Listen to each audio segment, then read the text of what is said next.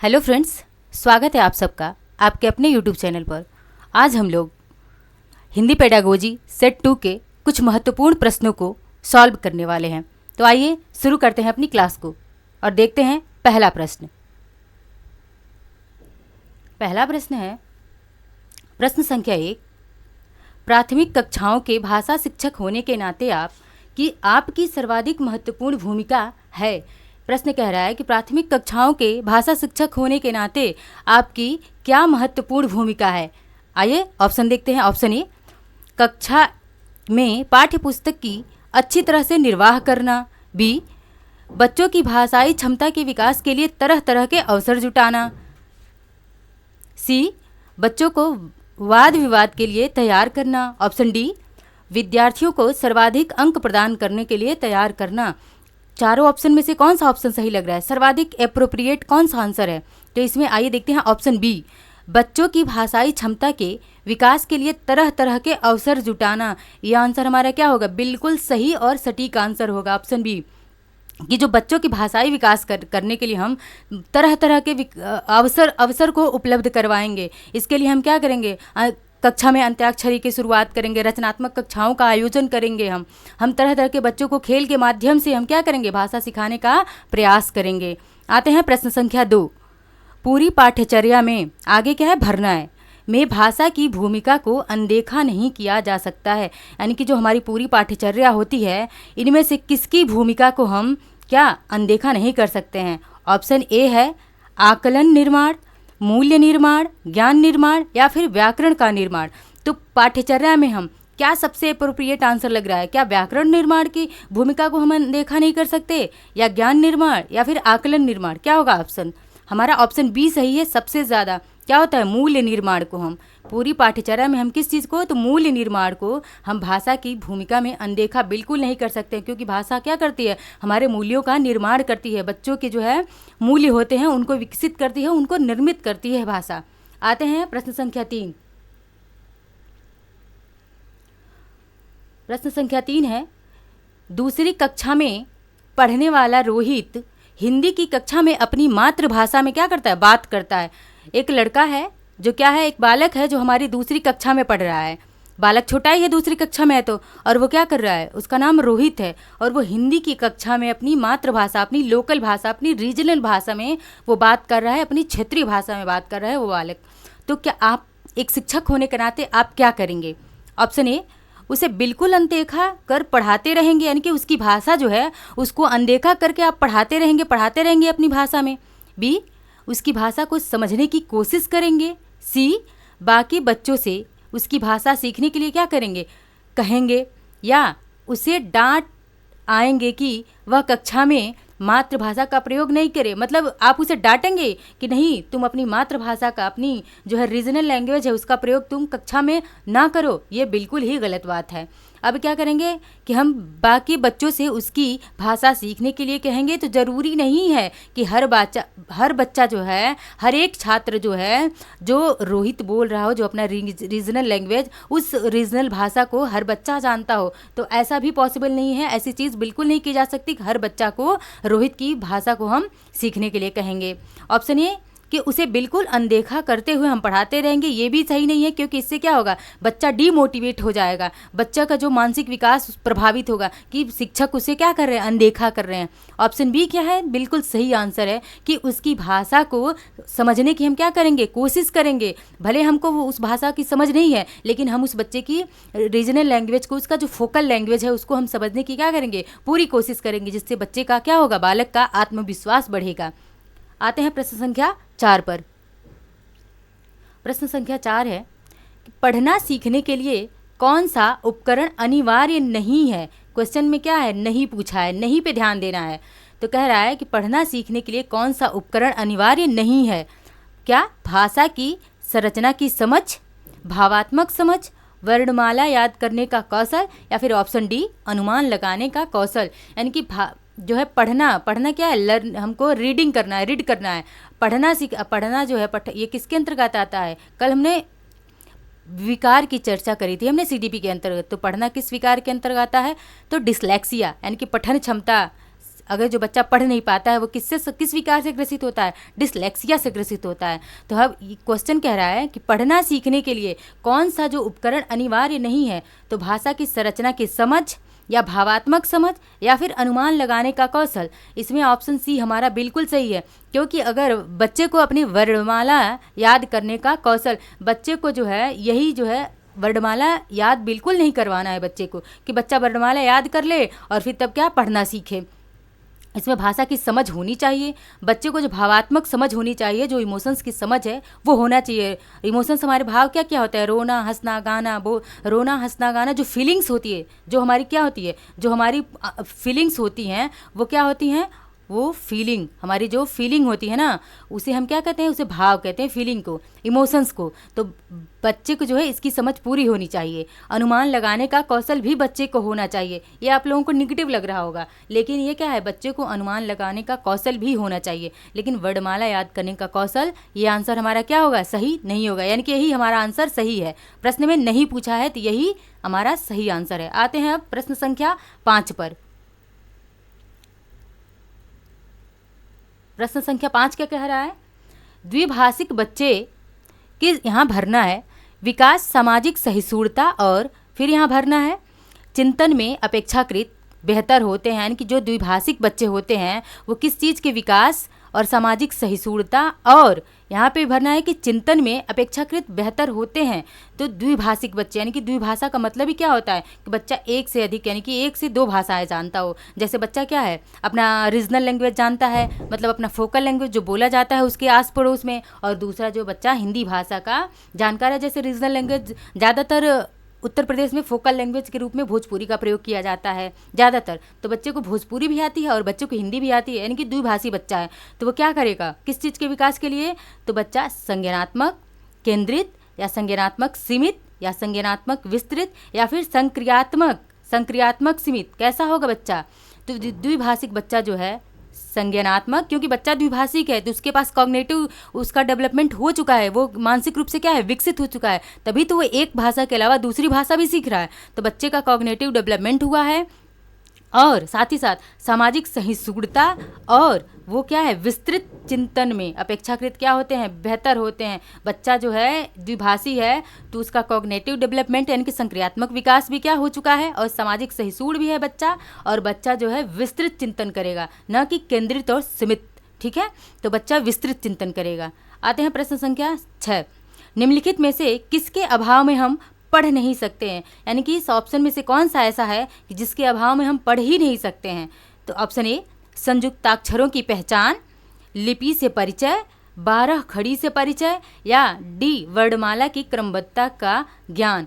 यानी कि अगर हमें संयुक्त अक्षर जो हमारे साथ संयुक्ताक्षर हैं उनके अभाव में हम नहीं पढ़ सकते हैं, या लिपि से जो हमारी परिचय नहीं होगी, हमें लिपि का ज्ञान नहीं होगा तो हम नहीं पढ़ सकते हैं, या फिर जो 12 खड़ी से हमें परिचय नहीं है तो हम नहीं पढ़ सकते हैं। नहीं, ऐसा बिल्कुल नहीं है, बल्कि अगर हमें जो है वर्णमाला की क्रमबद्धता का ज्ञान नहीं होगा, क्रम से हम वर्णमाला को नहीं जानेंगे, तो इसके अभाव में हम क्या पढ़ नहीं सकते। अगर क के बाद हमें वर्णमाला में अगर क के बाद हमें ख का ही ज्ञान नहीं है तो हम फिर कैसे पढ़ सकते हैं, बिल्कुल नहीं पढ़ सकते। इसीलिए वर्णमाला की क्रमबद्धता, वर्णमाला का नहीं बल्कि वर्णमाला की क्रमबद्धता का ज्ञान होना क्या है, बिल्कुल ज़रूरी है। तो यही हमारा आंसर क्या होगा, सही होगा। आते हैं प्रश्न संख्या 7, भाषा और विचार के संबंधों की चर्चा में क्या अग्रणी है। यानी कि ये विचार किसने दिया है कि भाषा और विचार के संबंधों की चर्चा में कौन सा जो है अग्रणी है। वाइगोत्स्की हैं, पियाजे हैं, स्किनर हैं, या फिर चॉम्स्की है, नॉम चॉम्स्की हैं। कौन सा ऑप्शन सही होगा इसमें, तो आइए देखते हैं। वैसे अगर ज़्यादातर बच्चों को आंसर इसमें नहीं पता होगा तो वो बच्चे क्या इस प्रश्न को गलत करेंगे। क्यों, क्योंकि ये जो चॉम्स्की महोदय हैं ये क्या है, एक भाषाविद हैं। चॉम्स्की क्या है, ये जो है भाषाविद है, बहुत प्रकांड मतलब बहुत बड़े भाषाविद हैं ये नॉम चॉम्स्की। इसीलिए जिनको आंसर ये नहीं पता होगा, वो इस प्रश्न को नहीं पढ़े होंगे अच्छे से, वो चॉम्स्की को ही टिक करके आएंगे। लेकिन इसका आंसर क्या होगा, भाषा और विचार के संबंधों की चर्चा में अग्रणी कौन है, वाइगोत्स्की हैं। कौन है, वाइगोत्स्की हैं। आते हैं अब, पियाजे ने क्या दिया हुआ है, कॉग्निटिव डेवलपमेंट का सिद्धांत दिया हुआ है, इसको 4 भागों में बांटा था। स्किनर, ठीक है। अब चॉम्स्की तो बता ही दिया हमने क्या है, भाषाविद हैं। अब आते हैं हम अगले प्रश्न पर, प्रश्न संख्या 8। सिद्धार्थ की माँ ने अपने परिवार के सदस्यों से अनुरोध किया है कि वह घर में एक ही भाषा का प्रयोग करे, जिससे यानी कि सिद्धार्थ बच्चा है कोई, और इसकी माँ जो है अपने परिवार के सदस्यों से अनुरोध करती है, कहती है कि घर में क्या करें, आप लोग सभी सदस्य घर में एक ही भाषा का प्रयोग करें, या तो आप रीजनल भाषा का प्रयोग करें या फिर जो हमारी भाषा हिंदी है उसका प्रयोग करें, कि सिद्धार्थ का भाषाई विकास क्या हो सके, ठीक से हो सके, सिद्धार्थ किसी एक भाषा को क्या करे, अच्छे से सीख सके। उनके बारे में आप क्या कहना चाहते हैं, यानी कि सिद्धार्थ की माँ के बारे में आप क्या कहना चाहते हैं, आप क्या सोचते हैं कि सिद्धार्थ की माँ क्या कहना चाह रही हैं। तो ऑप्शन ए, वह भाषा अर्जन के सिद्धांतों की गहरी समझ रखती हैं। बी, वह सिद्धार्थ को समृद्ध भाषिक परिवेश से वंचित कर रही हैं। या ऑप्शन सी, वह सिद्धार्थ के भाषिक परिवेश में किसी प्रकार का अवरोध नहीं चाहती हैं। या ऑप्शन डी, वह सिद्धार्थ के भाषाई विकास के लिए विशेष प्रयत्न कर रही हैं। वो क्या, सिद्धार्थ की माँ क्या कर रही हैं कि परिवार के सारे सदस्यों से कह रही हैं कि आप घर में सिर्फ एक ही भाषा का क्या करें, प्रयोग करें।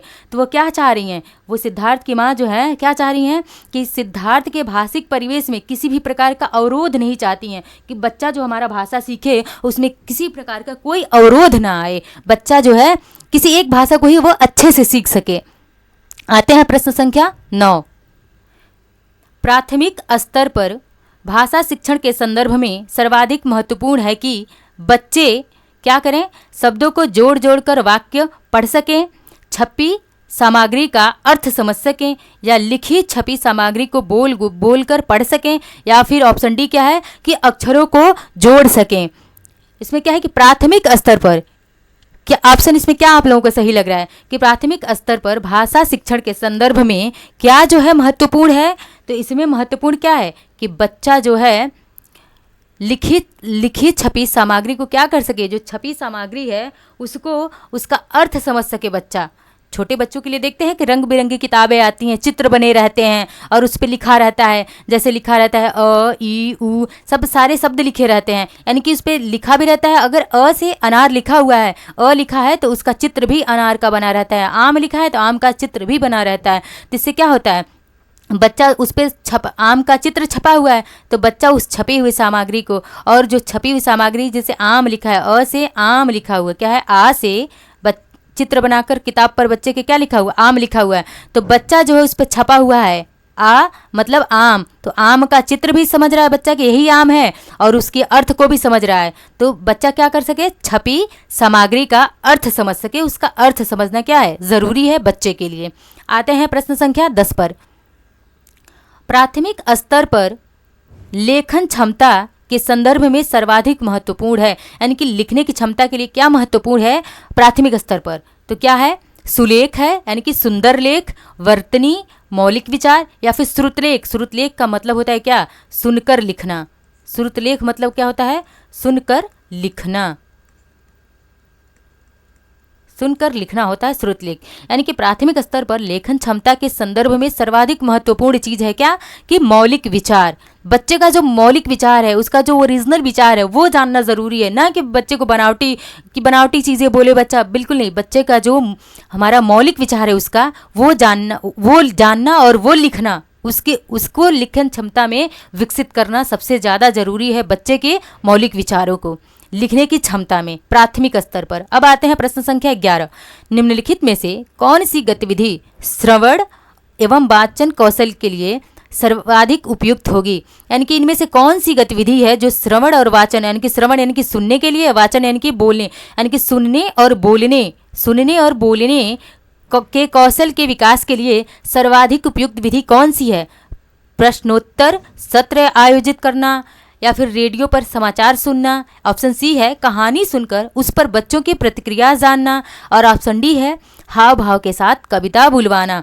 तो हर प्रश्न में 4 ऑप्शंस होते हैं, उनमें एक ऑप्शन जो होता है, ऑप्शन सारे भी सही हो सकते, चारों ऑप्शन सही हो सकते हैं, और या फिर हो सकता है 3 गलत हो 1 सही हो सकते हैं, या फिर हो सकता है कि चारों ऑप्शन में से एक ही ऑप्शन क्या हो, सबसे अप्रोप्रिएट हो सकता है। तो इसमें क्या है कि कौन सी गतिविधि जो है बोलने, सुनने और बोलने कौशल यानी कि श्रवण एवं वाचन कौशल के लिए सर्वाधिक उपयुक्त होगी। तो क्या प्रश्नोत्तर सत्र आयोजित कर देंगे, इससे क्या हो जाएगा, बोलने और श्रवण कौशल का विकास हो जाएगा? बिल्कुल नहीं। रेडियो समाचार, यानी कि जो रेडियो है उस पर समाचार सुन लेंगे तो उस पर जो हमारे सुनने के कौशल का तो विकास हो जाएगा, लेकिन वाचन कौशल का बिल्कुल विकास नहीं होगा, क्योंकि ये क्या हो जाएगा, ये एक तरफा हो जाएगा कि बस रेडियो बोलता जा रहा है, हम बस सुनते जा रहे हैं। हम अच्छे श्रोता बन सकते हैं लेकिन अच्छे वक्ता नहीं बन सकते हैं रेडियो समाचार सुनकर। आते हैं ऑप्शन सी, यानी कि कहानी सुनकर उस पर बच्चों की प्रतिक्रिया जानना, ये ही सबसे ज़्यादा अप्रोप्रिएट आंसर और यही सही भी है कि कब बच्चे को हम कहानी सुनाते हैं, पहले बच्चे को कोई कहानी सुनाए, रानी लक्ष्मीबाई की हमने कहानी सुनाया बच्चों को और उस पर हमने बच्चों की प्रतिक्रिया जाना, तो बच्चों ने कहा कि रानी लक्ष्मीबाई क्या थी, एक वीरांगना थी, एक बहादुर वीरांगना थी, जो हमारे देश के लिए उन्होंने क्या करा, अपना बलिदान दे दिया।